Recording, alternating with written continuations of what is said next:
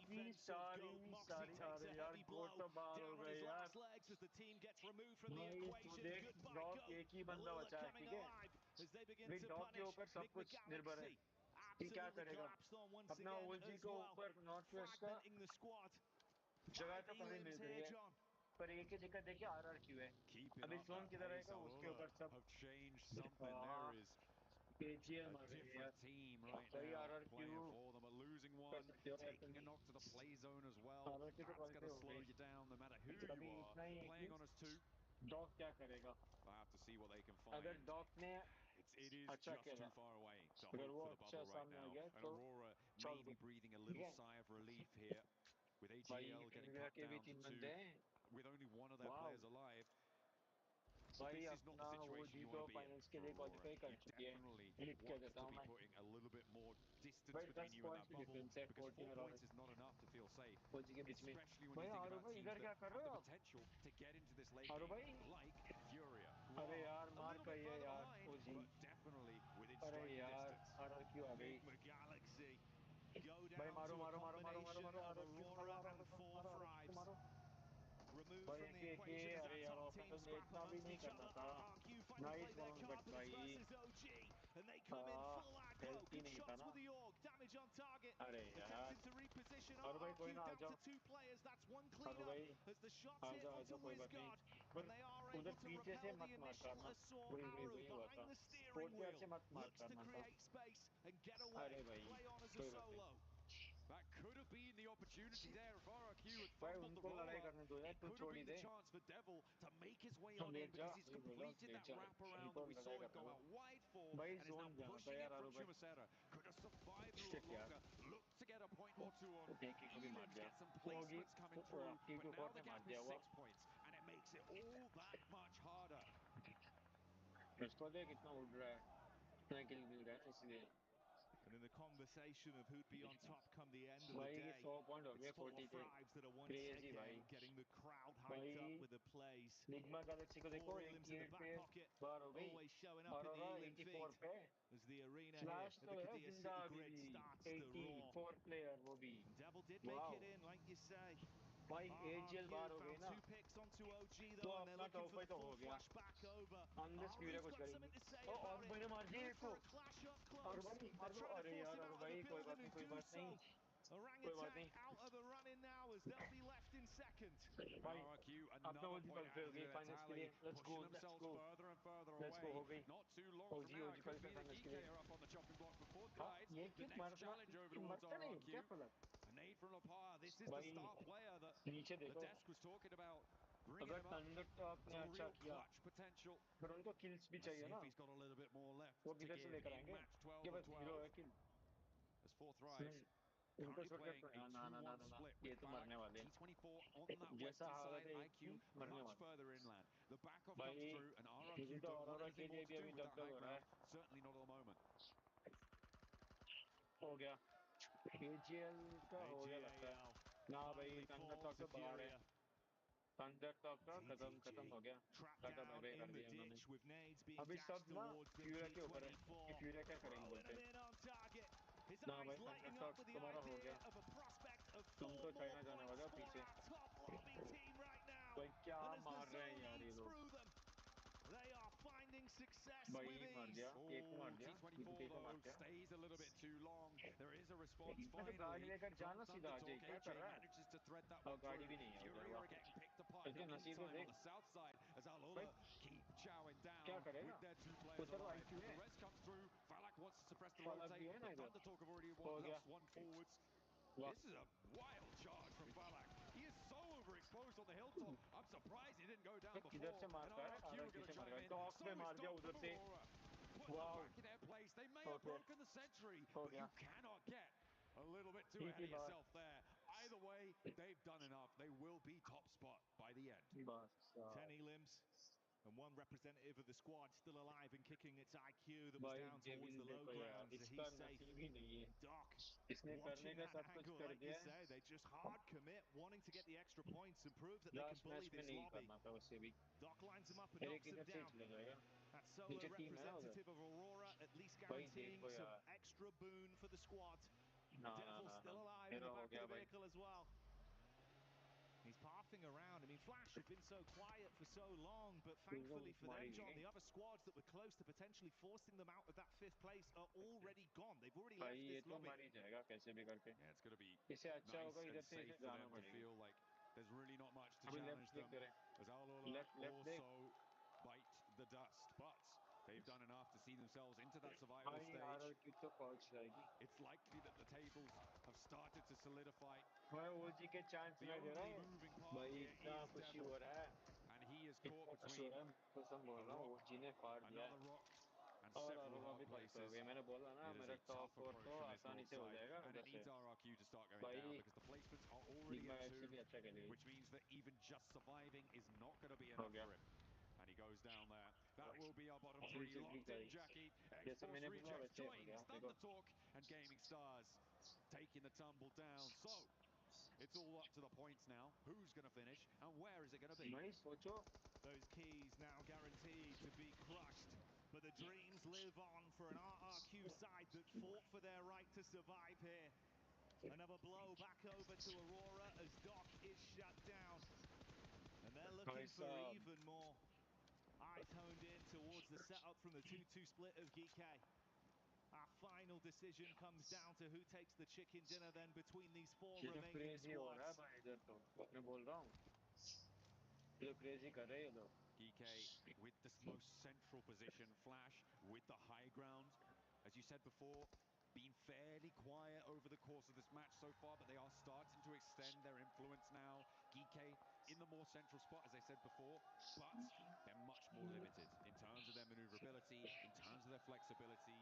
It's a question of if they can force the other teams around them to fight with each other, or in the other instance, allowing teams to just get straight up close to you. Now with Team Flash within nading range, it's going to get so much more hard for GK to hold off this location. Flash, after paying passive for so long, know that they can take risks now. So they look to advance down onto GK. Good first nade connection to blow one of the squad mates away. Present an opportunity to punish off the back of it, but RRQ with a third-party snipe from distance. Starting to steal those points and increase the pressure that's mounting on Flash's shoulders. Securing their fifth place, but they'd like to go further to try and join on the point scoring a little bit higher up on the tables. Four Thrives, OG, Aurora, Enigma Galaxy. These four teams pretty much, they have made it into those grand finals directly. Flash will be joining them as well. It's really... I don't think it's possible. Yeah, I'm pretty sure it's not possible at this stage for Ulf to catch up. I don't think there's enough points left in the lobby to make up the difference, especially when you consider that Flash will also be getting placement points for a minimum of fourth place. Whatever else they're able to purloin from the rest of this lobby.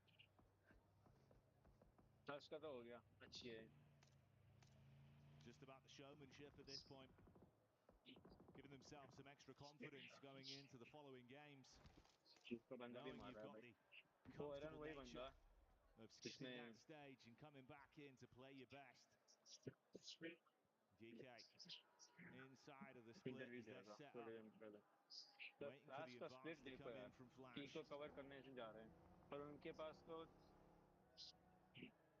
northern side, they've got that line up. They're allowing the teams to their south on a low ground to figure out how they want to try and manipulate this one. As the nades keep rolling down the hill towards GK, making their life very troublesome. Yeah, Ragnar out in the open is not going to last. He can't really step out for it. And he has another point. Racking up those elims, finding another knock over towards Kevin. And this might be the final dispatch for GK, who will sit right on top of that bubble. A lovely nade posted on through, stops them dead in their tracks. But the 12th place there is going to be locked in. RRQ will be jumping over them with the placement points that they have earned, leaving GK on that bubble, but nevertheless still in survival stages, which is more than could be said for the three teams beneath them. Their keys will remain. And RRQ just proving that they've still got more to show over the course of the competition then. Something that might give them an extra to that survival stage with the pathway they've guaranteed themselves. Guys, तुम्हारा prediction दो दो. Team Flash playing this one by the book.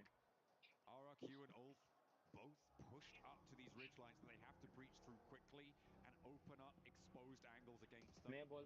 Flash need to be in position, ready to go for the shots, but it looks like they're more preoccupied over towards RRQ's position. And maybe rightly so, because they do find Genfos, but Ulf in the meantime have gotten up close.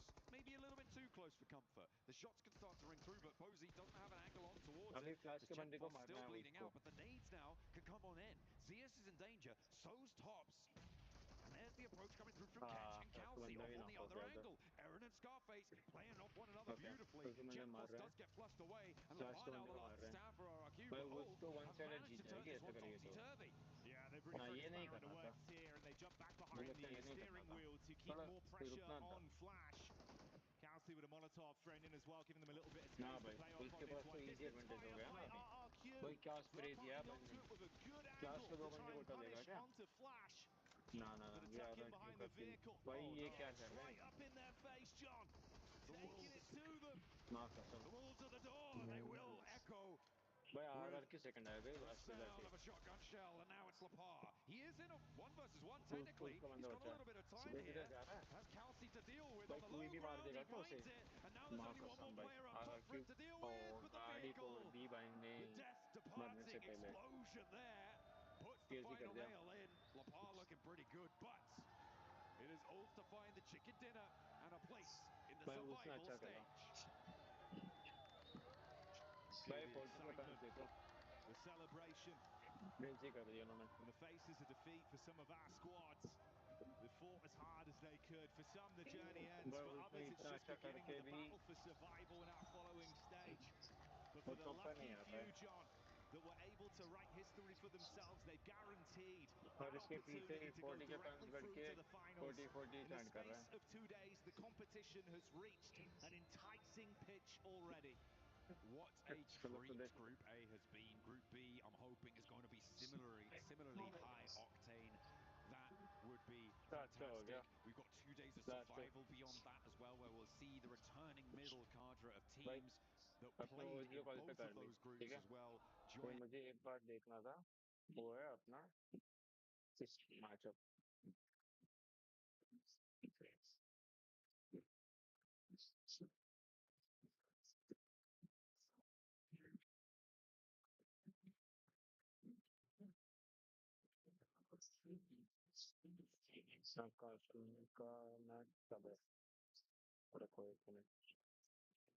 Refresh कर लेता हूँ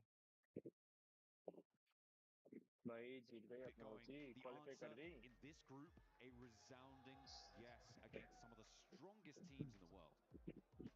They've had such resilience, such beautiful individual skill as well with the plays we've seen from the entire roster, passing the baton at multiple times to guarantee themselves more and more inside of these battlegrounds. And I'm very glad that we'll get to see more from them. It's unfortunate we'll have to say goodbye to some of our teams, John, but the ones that go on to survival stage, they earn that spot. Absolutely. Okay. A big benefit of being in the top 5 as well is that you can really focus on analysis, on really practicing, on getting those strategies ingrained onto your team, as well as researching the other teams more through survival stage, whilst being able to keep your playbook a little bit more hidden. So for Orangutan, I am thrilled that they've been able to get up and into second place. A brilliant result for this roster that hasn't had as much international experience as a lot of the players down on the stage here. Phenomenal stuff. We're going to head down to the stage to make sure that we're locking in everything that needs to be done. Barney, what do you got? Welcome back to the main stage. Of course, taking the top spot in groups from Group A is 4 Thrives, baby. What an amazing performance. The crowd are behind you. That's got to feel good. Now, IQ, let's talk a little bit about stepping into these 2 group stage days and dominating. How does that feel? To be honest, we are not really proud of our performance because we missed a lot of chickens, and we will improve in finals, inshallah. Wow, okay. I mean, still placing in the top spot, but still things to improve on. I like that. Now, Falak, the expectations for you guys is pretty high, okay? Coming off the back of a PMGO victory, and now here, you guys must feel like you're in a really good position to take top spot. Did you exceed your expectations by placing first in group stage, or was this the plan the whole time? I mean, it's amazing to finish #1 in group stages as well, but the main goal is finals, and our goal is to finish #1 in the finals, so we can win back-to-back championships and make our name in history.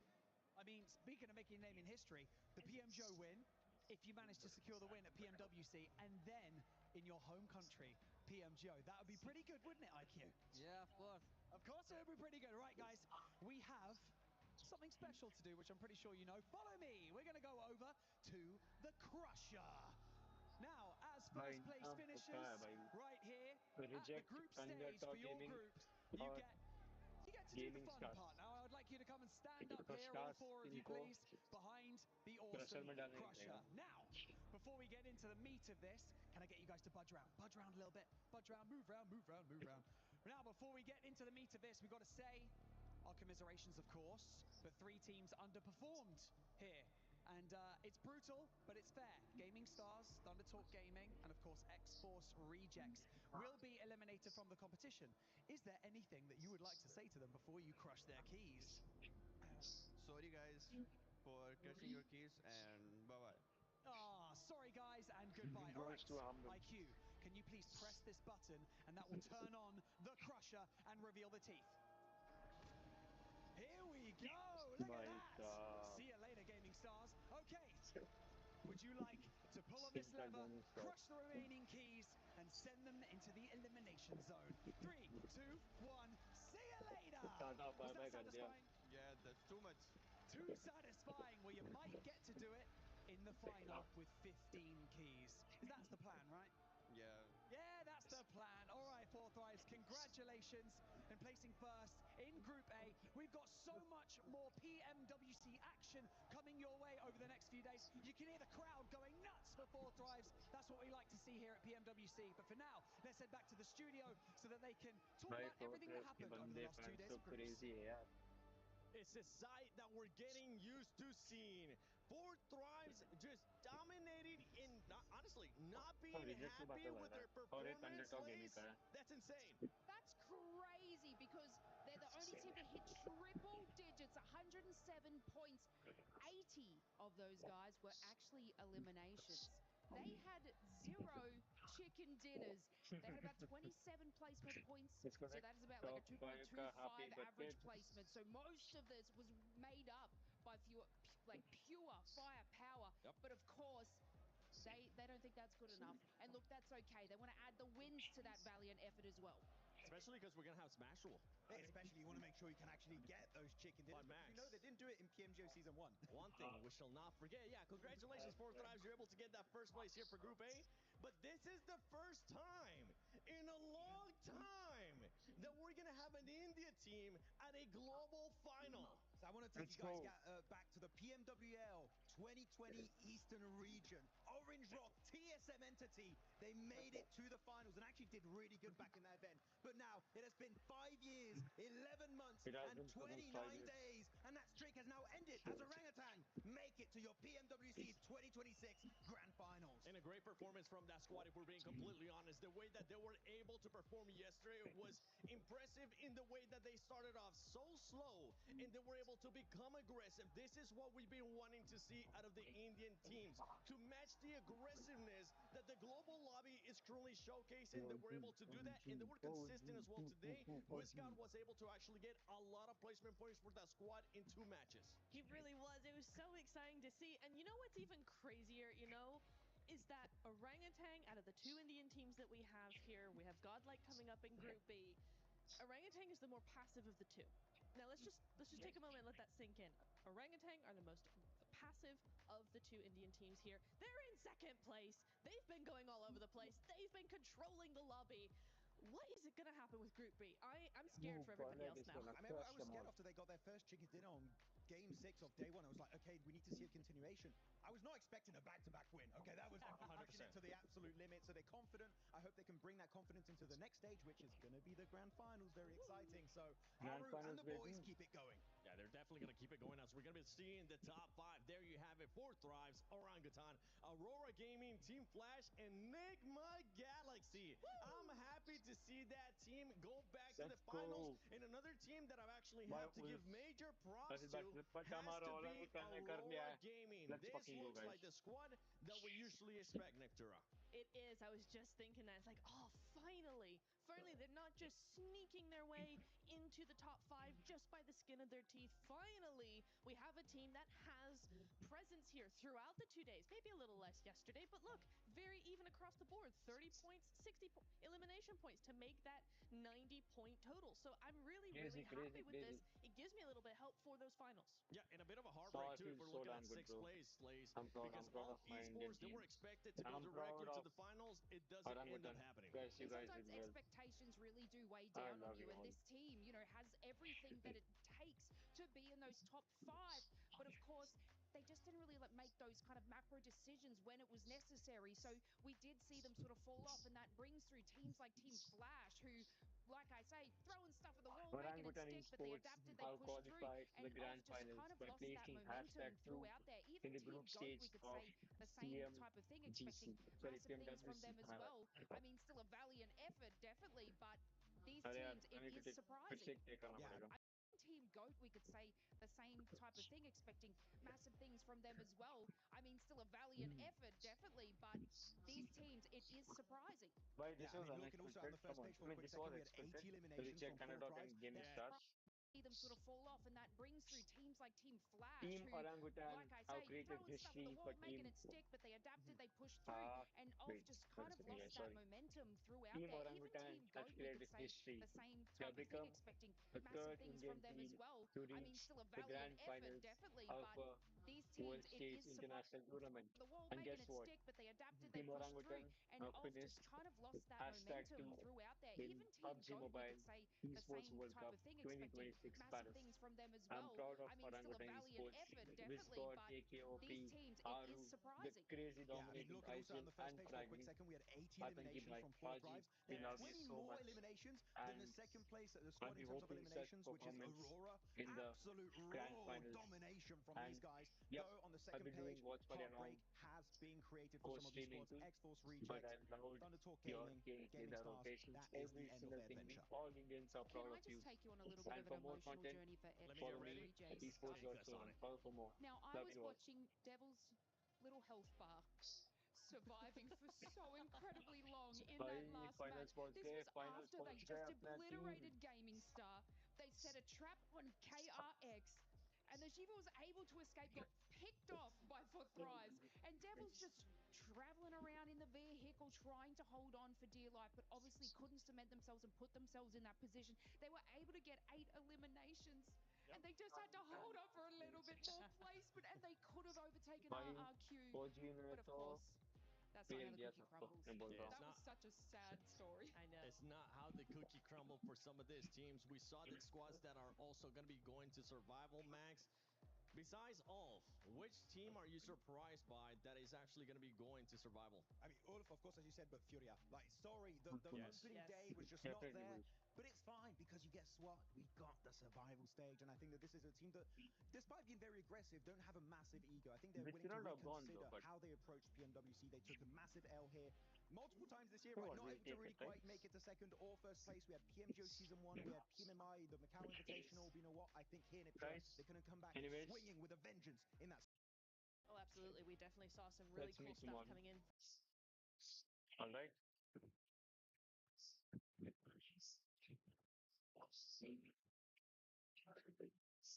Guys, let's meet tomorrow. And GG's, good night. Bye bye.